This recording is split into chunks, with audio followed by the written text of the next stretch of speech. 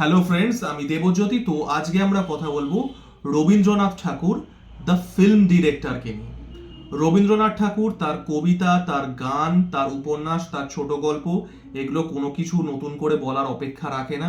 Rabindranath Thakur the painter, তিনি জীবনের একদম শেষ বয়সে গিয়ে 60 পেরিয়ে যাওয়ার পরে তিনি ছবি আঁকা শুরু করেন এবং খুব কম সময়ের মধ্যে প্রায় 3000 ছবি আঁকেন। এবং রবীন্দ্রনাথ ঠাকুর দ্য পেইন্টারকেও আমরা যথেষ্ট পরিমাণে অ্যাপ্রিসিয়েট করি না, বাই দ্য ওয়ে, বাট সেটা অন্য কনভারসেশন। আজকে আমরা কথা বলবো রবীন্দ্রনাথ ঠাকুর দ্য ফিল্ম ডিরেক্টরকে নিয়ে। রবীন্দ্রনাথ ঠাকুর জীবনে একটা সিনেমা ডাইরেকশন দিয়েছিলেন।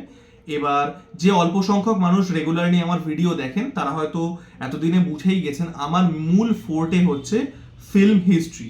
এবং যখন আমি ফার্স্ট ডিসিশন নিই যে আমি একটা ইউটিউবে চ্যানেল করব, আমার ইচ্ছা ছিল যে আমি শুধুমাত্র ফিল্ম হিস্ট্রি নিয়েই কথা বলবো, তারপরে ইভেনচুয়ালি সব রকম ভিডিওই বানাই এখন। বাট আমার মূল ফোর্টে হচ্ছে ফিল্ম হিস্ট্রি। তো রবীন্দ্রনাথ ঠাকুর তার একটা লং পোয়েম পূজারিনী, যারা আবৃত্তি করেন বা যারা কবিতার সাথে যুক্ত আছেন তারা হয়তো জানবেন। তো সেই পূজারিনী কবিতার অ্যাডাপ্টেশন হচ্ছে নটির পুজো, যেটা রবীন্দ্রনাথ ঠাকুরের ডাইরেকশন দেওয়া একমাত্র সিনেমা। এবার এই পূজারিনী কবিতার একটা নৃত্যনাট্য তিনি অ্যাডপ্ট করেছিলেন 1927 সালে জোড়াসাঁকোর ঠাকুর বাড়িতে।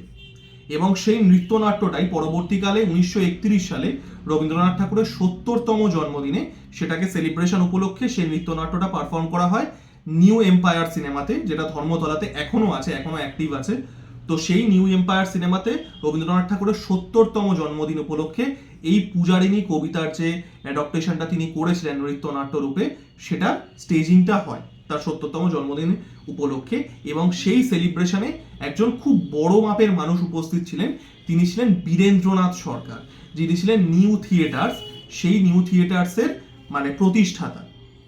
এবং তিনি ভারতবর্ষের অন্যতম মেন প্রডিউসারদের একজন, ভারতের ফিল্ম ইতিহাসের মেন প্রডিউসারদের একজন। তো বিএন সরকারের রবীন্দ্রনাথ ঠাকুরের এই নাটকটা খুব ভালো লাগে এবং তিনি রবীন্দ্রনাথ ঠাকুরের কাছে প্রস্তাব দেন এই নাটকটাকে নিয়ে একটা সিনেমা বানাতে। এবং তারপরে শুরু হয় হচ্ছে রবীন্দ্রনাথ ঠাকুরের একমাত্র সিনেমা নটির পুজোর কাজ। সিনেমাটা সেই সময়ের হিসেবে খুব আনইউজুয়ালি শুট করা হয়, কারণ সিনেমাটাকে পুরো শুট করা হয় হচ্ছে একটা স্টেজ প্লে হিসেবে, এবং সেই স্টেজ প্লেটাকেই ফিল্ম করা হয় এবং মাত্র 4 দিনে এই পুরোটা শুটিং হয়ে যায়। এবার যে টেকনিকটা ইউজ করা হয়েছিল ফিল্ম একটা স্টেজ প্লেকে ফিল্ম হিসেবে শুট করা, সেই টাইপের ফিল্ম একটা it's a genre of a movie in itself. এটা প্রথম দিকের একদম সিনেমা সেগুলো এইভাবেই হতো। আমি যখন হিরালাল সেনের ভিডিওটা করেছিলাম তখন আমি বলেছিলাম যে দ্য ফ্লাওয়ার্স অফ পার্সিয়াও এইভাবেই করা হয়েছিল, যেটা টেকনিক্যালি ইন্ডিয়ার ফার্স্ট ফিল্ম। সেটাকে ক্রেডিট সেইভাবে দেওয়া হয় না, তার অন্য গল্প। বাট এইটা কিন্তু সেই সময় হতো। এবার যে সময় রবীন্দ্রনাথ ঠাকুর করছেন 1932 সালে, সেই সময় কিন্তু টেকনোলজিটা অনেকটা পাল্টে গেছে, লোকের টেস্ট পাল্টে গেছে। এবার এই সিনেমাটাকে কিন্তু শান্তিনিকেতনেরই রবীন্দ্রনাথ ঠাকুরের যারা ছাত্রছাত্রী ছিলেন তারা মিলেই পারফর্ম করেছিলেন, প্রফেশনাল অ্যাক্টর অ্যাক্ট্রেসেস হায়ার করা হয়নি।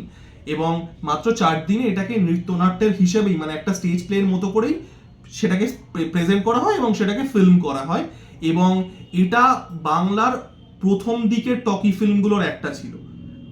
বাংলার প্রথম টকি ফিল্ম দেনা পাওনা আসছে 1931 ডিসেম্বরে। এই সিনেমাটা 1932 তার পরপরই আসছে। তো একদম প্রথম দিকের টকি সিনেমা ছিল এবং লোকের মধ্যে প্রচুর পরিমাণে এক্সপেকটেশনও ছিল যে রবীন্দ্রনাথ ঠাকুরের প্রথম সিনেমা, সেই সিনেমাটা কিন্তু বক্স অফিসে সেইভাবে চলেনি। এবং তার না চলার মেন কারণ হচ্ছে এই যে ফরম্যাটটা রবীন্দ্রনাথ ঠাকুর ইউজ করেছিলেন, এই একটা স্টেজ প্লেকে একটা ক্যামেরা দিয়ে ফিল্ম করা, যেটা it's a genre in itself আবারও। এবং এটা এখনো হয়, হ্যামিল্টন বলেই একটা সিনেমা হয়েছিল 2020 সালে। তো সেটা সেই সময় লোকের কাছে খুব ডেটেড একটা হয়ে গেছিল। লোকে কিন্তু নতুন টেকনোলজি দেখে ফেলেছে, লোকে অনেক বেশি ন্যারেটিভ অনেক বেশি টেকনোলজিক্যালি সফিস্টিকেটেড সিনেমা সেই সময় চলে এসছে। তো সেটা বক্স অফিসে সাকসেসফুল হয়নি।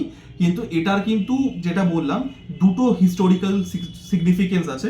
একটা অবশ্যই এটা রবীন্দ্রনাথ ঠাকুরের একমাত্র সিনেমা, যেটা ইন ইটসেলফ একটা হিউজ সিগনিফিকেন্স। আর আরেকটা হচ্ছে এটা একদম প্রথম দিকের বাংলা টকি সিনেমাগুলোর একটা।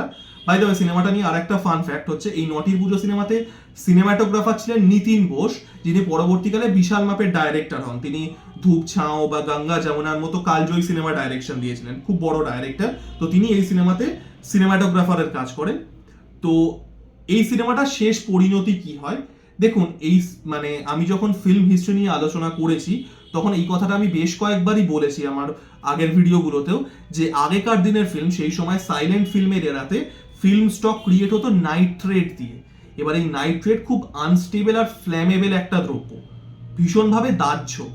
তো এটাকে যদি খুব প্রপারলি মেনটেন না করা হয়, ইদার সেটা ডিকে করে যায়, নাহলে সেটা স্পন্টেনিয়াস কম্বাস্টেবল, মানে কি বলে, স্পন্টেনিয়াস কম্বাস্টনে সেটাতে আগুন ধরে যায়।